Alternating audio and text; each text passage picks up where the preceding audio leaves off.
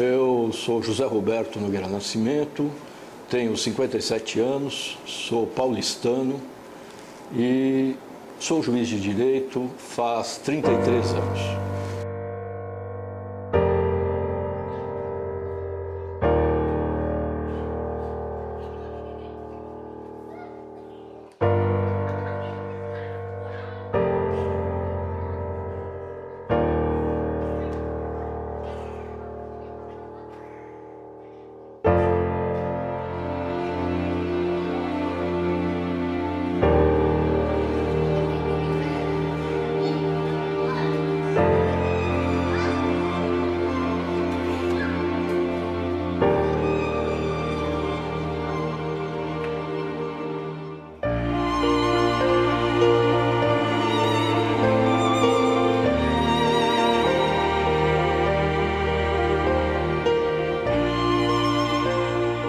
Sou casado há mais de 30 anos, esqueci a data exata, acho que 31.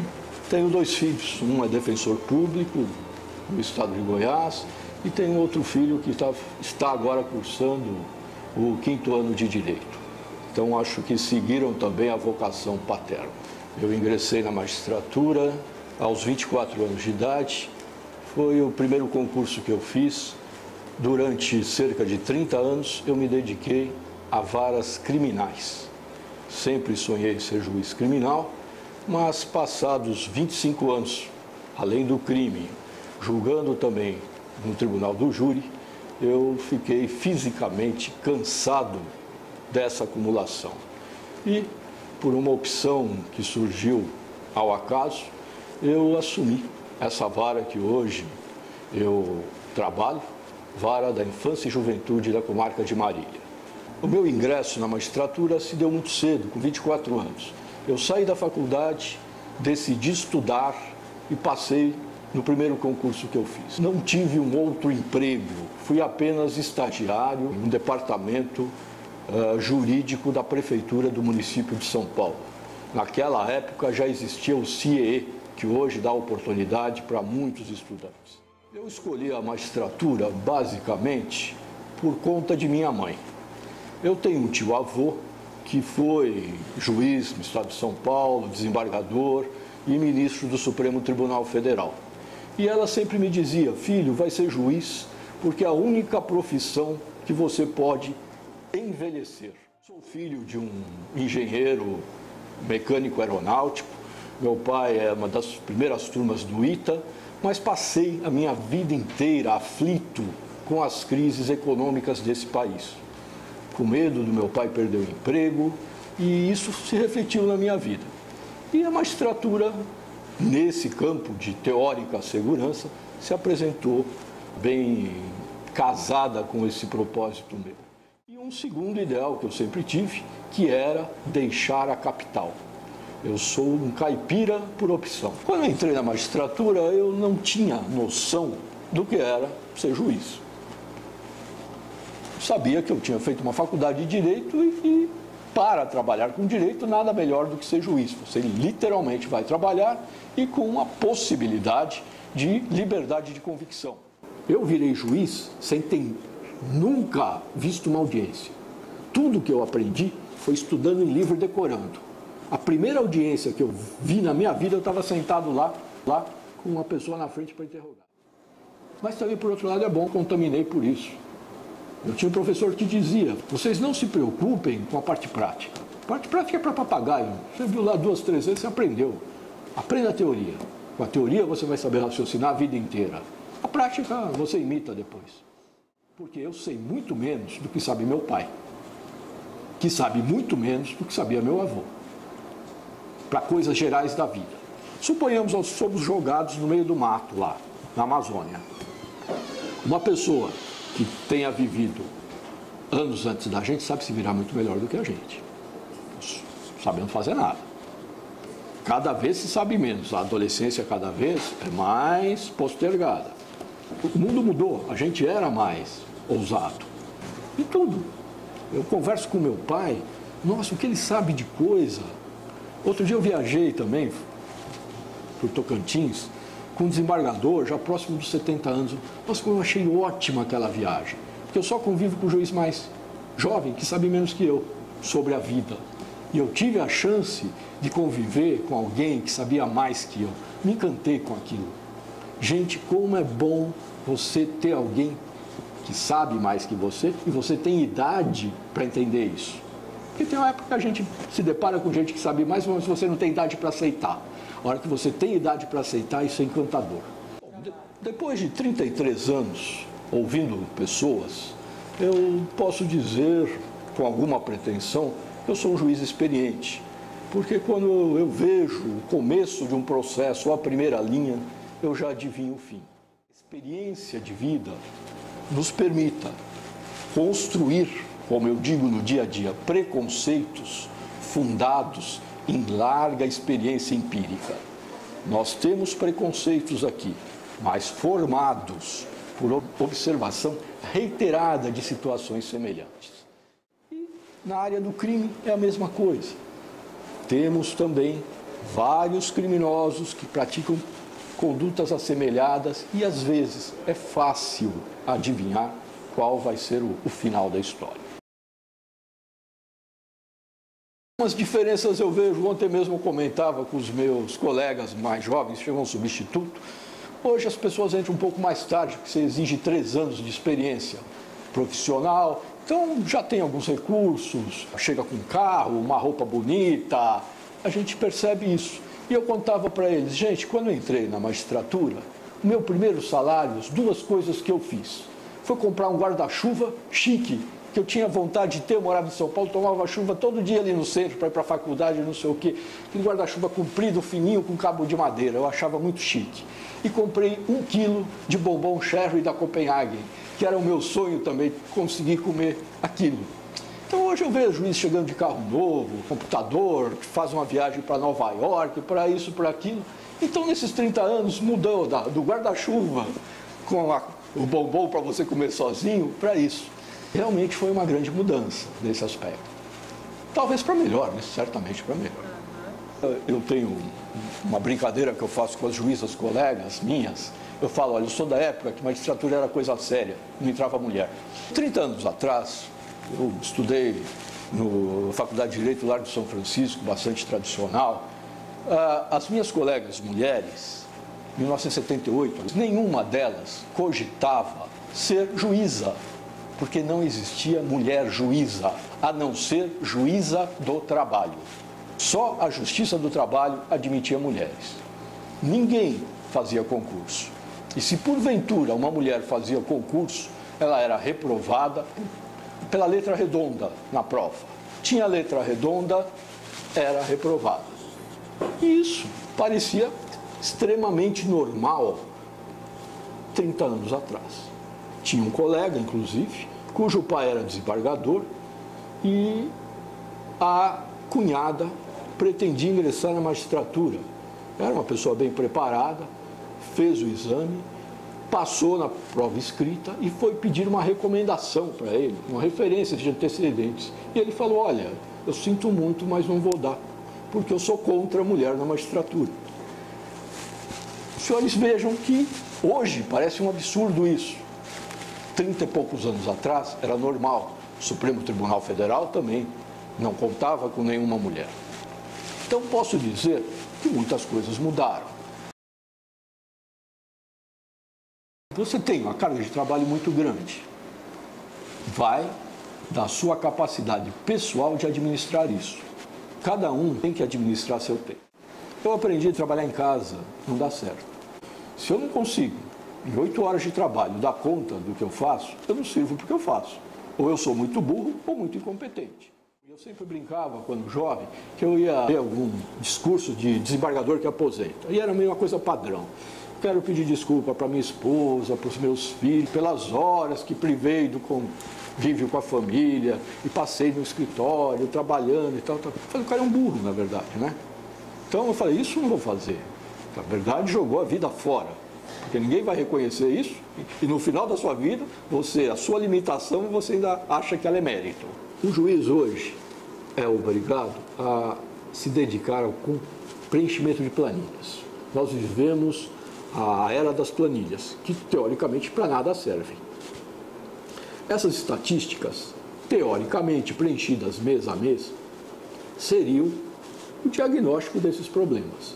O que faz o CNJ, o que faz cada tribunal em suas corregedorias? Vai arquivando essas planilhas como se nada houvera. As planilhas são um fim em si mesmo. E se há o problema, a culpa depois vai ser do juiz daquela unidade. Os juízes às vezes são cobrados em situações que estão fora de alcance. Algumas comarcas têm uma carga de serviço que é humanamente impossível de ser cumprida. Esses dias veio aqui um promotor que me contou, uma cidade da periferia de São Paulo, uma determinada vara tem 18 mil processos. 18 mil processos é humanamente impossível de ser conduzido isso. Mas o mais fácil e o mais barato, o que é? É culpar o juiz que está lá. Eu entrei na carreira muito cedo, com 24 anos. Com 25 fui promovido para Andradina, que é lá perto do Mato Grosso. Cidade a 640 quilômetros de São Paulo. Minha mãe chorou vários anos por eu ter ido para lá, aquele exílio, mas eu queria ir. E quando eu assumi lá, eram 2 varas, eu da primeira, a segunda estava vaga, sem juiz. Eu fiquei acumulando. Então era difícil fazer as 2 coisas ao mesmo tempo, tinha júri. Eu muito preocupado com o trabalho. Na época, os funcionários do judiciário não eram concursados. Por exemplo, a chefe da minha parte criminal, até um mês antes de eu chegar, ela vendia tecido na Casa Pernambucana. Então ela sabia medir lá, sei lá, 2 metros de brim, não sei o quê, mas o processo crime, coitada dela, por mais boa vontade que ela tivesse, ela nunca viu na vida. E como não eram funcionários, quem pagava os funcionários era o titular de um cartório, ou seja, de registro civil ou registro de imóvel. Ele pagava o quê? O mínimo possível. Quase um salário mínimo para achar uma vendedora de tecidos da Casa Pernambucana que queria virar chefe da seção criminal. E além, precisava ter uma boa dose de ousadia também nela, também, vamos reconhecer isso, né? E eu fui lá, desesperado, nos meus 24, 25 anos de idade, conversar com um corregedor, que já tinha perto dos seus 70. E ele me atendeu muito bem, eu lembro até hoje, já é falecido. E ele falou: Zé Roberto, faça o melhor possível, mas não se preocupe, eu sei da situação lá. Não há funcionários, não há gente qualificada, você não tem o que fazer. Faça o melhor possível e assim que puder, saia de lá. Eu procuro sempre tentar diminuir um pouco os meus processos. Poderia diminuir mais? Poderia. Mas eu brinco, eu tenho medo de perder o emprego. Mas sempre é possível. Eu acho que a gente não deve se acomodar. Havia um juiz aqui que já faleceu e dizia: olha, eu detesto trabalhar. Por isso, eu faço tudo hoje para não ter nada para fazer amanhã. E é a meta que a gente deve ter. Então, não deixar para amanhã, não empurrar. Porque hoje você empurra uma coisa, amanhã você está empurrando 2, 3, 4. Eu não gosto disso. Juiz é o sujeito que ganha para errar logo. Não é nem para acertar. Se acertar, ótimo. Mas se ele não decide, a sua vida fica parada. E a pior coisa que alguém pode roubar de você é o tempo. Não tem como devolver. Toda decisão do juiz é passível de recurso. Então, que pelo menos ele decida logo. Para você, se não estiver satisfeito, poder recorrer. O grande descrédito do judiciário é a morosidade. É culpa do judiciário? É. É culpa só dele? Não. A morosidade é um altíssimo negócio. Somente através da morosidade eu consigo mais funcionários. Eu consigo ter advogados que cobrem por mês dos clientes. Eu consigo ganhar tempo para evitar pagamentos. O Estado, o município, a União devem, são os maiores devedores do país. Se a justiça for rápida, não há recursos para cumprir tais decisões. A morosidade é um fim em si mesmo. Cada folha que eu junto num processo, alguém produziu essa folha de papel, alguém bate um carimbo nela, alguém carrega esse processo e eu pago anos e anos de arquivo desse processo, que ficará lá até o final dos tempos, remunerando uma empresa e funcionários dela. A morosidade também faz parte do judiciário e não se apartará dele, por mais que a gente queira e por mais que a gente também não queira. Em termos de remuneração, a nossa remuneração está muito defasada. Nós não temos o reajuste, vai fazer, eu acho que uns 6, 7 anos. Mas aí fizeram um negócio que ninguém conta, que é um bom negócio, que é o tal do auxílio moradia. Você tem um empregado em casa e você fica 7 anos sem dar reajuste para ele. Mas chega no final do mês, você fala para ele, olha, vou te dar 100 aqui, auxílio moradia para você, tá? Mas como eu estou te dando esse presente, lógico que eu não posso te dar reajuste. O auxílio moradia é um bom negócio para o Estado. Permite o quê? Que o judiciário fique sem moral para pleitear o reajuste. Permite que isso você venda para a imprensa compra bem, o público também, o juiz é um marajá porque ele ganha auxílio moradia. Então ele não precisa de reajuste. Então eu posso passar anos sem reajustá-lo e como o funcionalismo tem por teto o ministro do Supremo, eu não reajusto o ministro do Supremo. E dessa forma eu mantenho o teto em todo o país.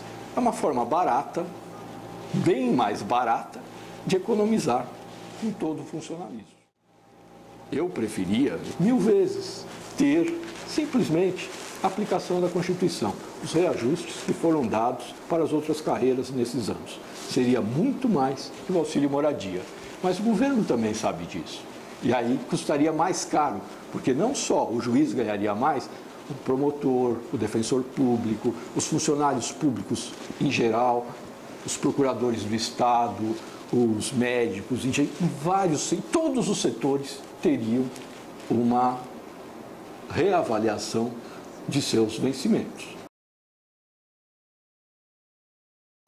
Olha, eu me sinto injustiçado, porque a gente procura fazer o que está no seu alcance.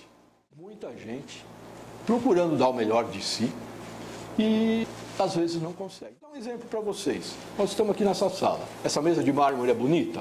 É bonita. Eu paguei do meu bolso. Aquelas outras também. O fórum foi reformado anos atrás. Esse piso que está aqui, porcelanato. Quem comprou foi uma campanha que foi feita.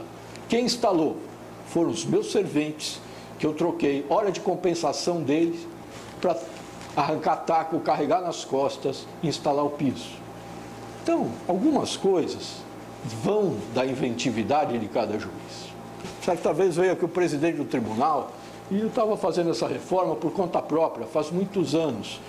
E eu indaguei do presidente, falei, presidente, eu estou fazendo isso tudo sem perguntar para o tribunal. Ele falou, mas está certo, Zé Roberto. Para o serviço público só é proibido aquilo que você pergunta. Se você perguntar, olha, posso fazer uma melhoria? De jeito nenhum. Faça. Mas você faz não para ser reconhecido. Você faz porque você acha que é certo. Você faz porque você fala, eu vou passar a vida aqui, as pessoas que vêm aqui, por que eu vou passar a vida num lugar horrível? Cada um deve fazer o melhor possível, sabendo que o seu melhor possível, às vezes, não será suficiente. Eu não ganho para ter pena de ninguém. Eu ganho para pisar no pescoço e resolver o problema. O Estado não é para ter pena. Ter pena é parte de psicólogo, assistente social. E se eu tiver pena de você, eu não sirvo para ser juiz. Porque eu não vou resolver seu problema. Lá na área da infância, nós tínhamos uma cultura do coitadismo. Todas as crianças que estão abrigadas são coitadas, as famílias são coitadas e só sairão do abrigo se todo mundo ganhar na loteria. Então, havia essa visão. A casa precisa ter, sei lá, uma sala digna, uma televisão, um quartinho mais ou menos. Então, não é possível isso. Nós vivemos com a população marginalizada e pobre. Um barraquinho mais ou menos já está ótimo. Ele nasceu ali, vai namorar alguém que vive naquilo e vai ter filhos ali. Então, essa visão permitiu que muita gente deixasse os abrigos para a realidade dele. Nós não podemos ter uma cultura de elitizar a periferia. Alguns mitos que nós tínhamos também na vara da infância. Não separamos irmãos. Temos 4 irmãos num abrigo. Ou eu acho uma família que cuide dos 4, ou os 4 crescerão dos 2 anos de idade aos 18 lá dentro do abrigo. Não apareceu ninguém para levar 4 filhos. Quem hoje em dia tem dinheiro no bolso para pagar 4 planos de saúde, 4 escolas, suportar 4 pessoas a mais na sua casa, espaço e todos os encargos? Ninguém tem. Nada melhor para provar que irmãos não se amam tanto do que uma boa herança. Basta falecer o pai rico que esses 4 irmãos às vezes estarão se matando pela herança deles, que não era necessário que passasse dos 2 anos aos 18 anos unidos. Todo adolescente vê a possibilidade de ganhar 100, 200 reais por dia no tráfico e é difícil convencê-lo do contrário. Ele vive nesse meio, os amigos são do meio, os pais muitas vezes, e o judiciário, apresentando alternativas de estudo e trabalho, muitas vezes não encontra no adolescente a repercussão que nós gostaríamos. Mas também nos cabe compreender que em toda sociedade sempre haverá uma parcela marginalizada. E alguns dias da vida, esses marginais também foram menores de 18 anos, é isso que a gente tem que aceitar. A dificuldade hoje do judiciário é tornar efetiva suas decisões para a sociedade. Alguém sofre um crime, tem o criminoso levado às barras da justiça, e em pouco tempo ele está na rua. E há aquela sensação, não há justiça no meu país, o judiciário está falido, é uma vergonha. Mas temos que nos indagar, quanto custa tornar efetiva a decisão da justiça? Quanto custa manter um menor, no caso, em uma unidade da Fundação Casa? Quanto custa manter um maior em uma penitenciária? Isso custa caro e o Estado não está disposto a isso. E a sociedade também não está disposta a pagar esse preço. O dia que nós tivermos talvez mais recursos, será possível se acreditar mais nas decisões da justiça, porque elas terão efetividade. Outro exemplo que eu dou, na parte civil, alguém tem o seu carro amassado em uma esquina, sujeito bêbado, vem com um carro velho, amassa seu carro novinho, você entra com processo, toda a prova lhe é favorável, você ganha. Na hora de cobrar a dívida, ele não possui nenhum bem, fora aquele carro velho amassado. Os móveis da casa dele são impenhoráveis pela nossa lei. O ganho que ele tem como rendimento para manter a família também são impenhoráveis. Você sairá dizendo, nesse país não tem justiça, a justiça não serve para nada. Então, algumas questões passam muito ao largo do Poder Judiciário. Há decisões que serão favoráveis a alguém, mas que não serão passíveis de execução. E isso é uma dificuldade que nós temos do Poder Judiciário transmitir para a sociedade. Você que é lesado por alguém que não tem patrimônio, não vai receber nada. Você que foi vítima de um crime, não verá o criminoso cumprir a pena dele até o último dia, porque o Estado não dispõe de recursos e tem artifícios legais para soltá-lo antes, para custar mais barato para toda a sociedade. O juiz não tem a palavra final a respeito de nada. E que a decisão do juiz só faz sentido se ela for passível de uma execução real. Eu sou um juiz, trabalho no Poder Judiciário, mas eu não posso ignorar que o executivo, que terá que dar efetividade à minha decisão, também possui limitações de ordem financeira, de ordem funcional, não há gente capacitada para aquilo. Então, é preciso que haja uma compreensão do papel do judiciário, do executivo e do legislativo, para que funcionem de uma maneira mais harmônica. Decisões judiciais não criam riqueza. A riqueza do mundo é limitada. Dar uma sentença que mande asfaltar e iluminar a Transamazônica, construída na década de 70, não tornará isso realidade. Pode o Ministério Público entrar com uma ação dizendo, olha, o povo que vive à margem da rodovia tem direito ao transporte, o produtor rural tem direito ao escoamento da sua safra, e isso não vai se tornar realidade. Como juiz, na área criminal, é preciso administrar o número de vagas nos presídios. Como controlar isso? Há crimes que não envolvem violência e grave ameaça contra a pessoa e são gravemente punidos. O tráfico de drogas, em qualquer escala. Será que eu posso hoje reservar vagas, na sua maioria, para traficantes de pequenas porções de droga, em detrimento dos assaltantes, dos estupradores? A vaga que ele ocupa é a mesma. O custo para o Estado é a mesma. Num país, acredito eu, mais pobre, nós temos que direcionar as poucas vagas para aqueles criminosos que realmente, estando em liberdade, vão tirar a vida, vão estuprar, vão sequestrar. Aqueles que cometerão crimes que também, numa sociedade mais evoluída, mereceriam até prisão, na nossa, teremos que buscar alternativas mais baratas para a sociedade e mais de acordo com o nosso orçamento. Graças a Deus, a humanidade não evoluiu. É da natureza das coisas e da natureza humana a injustiça, é da natureza humana a busca pela justiça também. A lei às vezes diz uma coisa, entre a lei e a justiça, às vezes há um grande ato. E quando as duas não combinam, se você ficar com a justiça, você fica mais feliz. A justiça é algo mais perene. Qual é o mérito do tribunal do júri?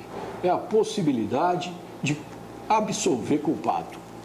Lá, tem um sujeito, sei lá, matou ladrão que entrou na casa dele, ele viu esse ladrão meses depois, o ladrão quebrou tudo, estuprou a família dele, vai lá e mata o ladrão. Para o juiz singular, que pega o processo, fala, nossa, olha o que a lei manda. Não é mais legítima defesa. Foi meses depois que ele viu o ladrão na rua. Como é que ele mata mesmo depois? Não, tenho que condenar. O jurado não. O jurado pode pensar como a gente. É o sangue na veia. O que esse cara assaltou e matou lá, graças a Deus, ainda bem que ele matou, fez pouco ainda. Isso é o tribunal do júri. Isso é justiça. É diferente da justiça apenas legalista, que pega lá requisitos da legítima defesa, imediatidade, ali não houve, então não poderia o juiz técnico resolver isso, mas o juiz, tribunal do júri, pode. As coisas mudam, então a justiça também é muito daquilo que é possível. Em direito existe o certo, o errado e o conveniente. Muitas vezes nós optamos pelo conveniente, e o conveniente significa isso. Dentro daquele caso concreto, o que é possível ser chamado de justiça. Então, esse tempero do que é justo e do que é legal é, na verdade, o dia a dia do juiz.